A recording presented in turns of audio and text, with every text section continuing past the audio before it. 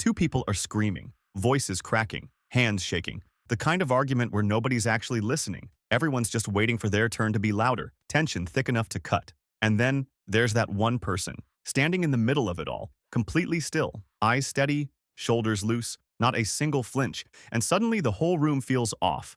Not because they said anything rude, not because they threatened anyone, simply because they refused to play the game. We spend most of our lives reacting. It's how we're built.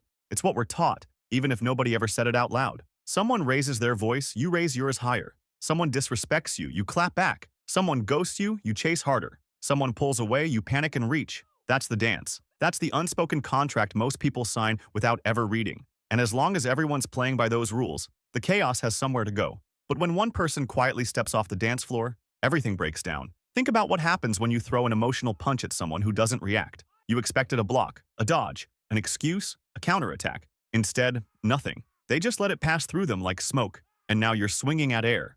And that's the moment people realize they were never in control to begin with. Your anger has no wall to bounce off of. Your frustration has nowhere to land. The argument you prepared for never shows up. That silence isn't weakness. That silence is the heaviest thing in the room. Heavier than any insult. Heavier than any comeback you could have thrown. So what does the angry person do? They talk faster. They get louder. They repeat themselves. And somewhere in the middle of all that noise, they already know it's not working. They just can't stop. Meanwhile, the calm one just listens. No interruptions, no eye rolling, no visible reaction at all. And the angrier one gets, the more exposed they become. Because here's the thing nobody wants to admit. Our reactions reveal far more about us than we ever intend to show. That's why it feels so deeply uncomfortable to be around a truly calm person when you're not.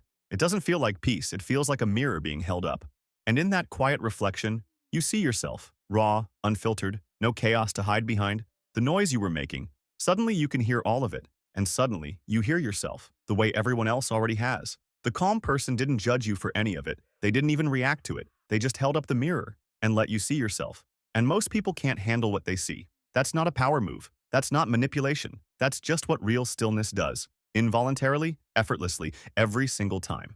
Now, I want to talk about something important. Because real calm is not a personality type. It's not something you're born with. It's not a gift some people have and others don't. It is built, slowly, painfully, privately. You can always spot the counterfeit version, the tight jaw, the hollow smile, that one vein doing too much work in the neck. Fake calm is performance, and people feel it immediately. Real calm is something else entirely. And let's be honest, you don't stay calm. You react every time. You've done this too. Everyone has. It comes from having sat with the urge to explode and choosing not to. Once, then choosing not to again, then again. Not because you don't feel it. You feel everything, but you've learned that the feeling is information, not an instruction.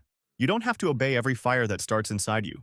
And the more you practice that, the more the fires come less often. And when they do come, they're smaller, slower, easier to sit with. Because the moment you lose control, you lose leverage. Until one day you realize you haven't raised your voice in months. Not because nothing bothered you, because you stopped giving everything the honor of your reaction. Something shifts when you reach that place. You stop defending yourself to people who aren't listening. You stop explaining yourself to people who've already decided. You stop shrinking to make people comfortable with your size. You become the eye of the storm, completely still at the center while everything spins loudly around you. And people notice. They don't always know what to call it, but they feel it. There is a gravity to a person who cannot be moved by noise. And here's the part that took me the longest to understand. The goal was never to win the argument. The goal was never to make the other person feel small. The goal was never even to make them uncomfortable, even though that's often what happens. The goal was to become someone that no one, and I mean no one, can drag to a place you didn't choose to go. That's not coldness. That's not arrogance. It's the deepest kind of self-respect there is. The kind that doesn't need to announce itself. The kind that doesn't need to prove anything to anyone. The kind that simply is freedom.